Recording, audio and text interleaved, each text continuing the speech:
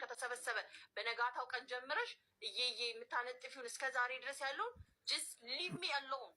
ስሜን አታሽ በቃ። እና አንቺ መንገዳችን ይሄን ያህል ይመስላል። አመሰግናለሁ። ስቴይ አዌይ ፍሮም ሚ። አላውቅም ፖለቲካ፣ ከዚህ በላይ ፖለቲካ አታውቂም። እውነትሽን ነው። ድራማ ቲያትሯን ስጨርስ የኔን ስም አዲስ አለም የምትባለውን አለ። እኛ ቲክቶክ ላይ አልሰለምን። እኛ ቲክቶክ ውስታዞች አይመለከቱንም። እኔ ይመቸኛል። ጓደኛ አይደለችም። 2 ቀን ነው የማውቃት። ጓደኛችን ባይ ለአላህ ብለን ግን እህታችን ናት።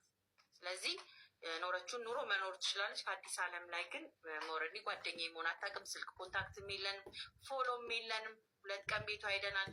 እስልምናዋን ጀርኒሽም ነይና ንገሪኝ ብለን መታም አልነገረችንም።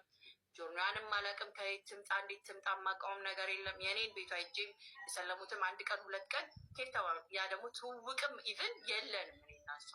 ስለዚህ አዲስ አለም ብሎ ግን አፍ ላይ መንጠልጠል የራስን እንትን ጥገኝነት ስለሆነ ጀስት ድታች አድርጉ።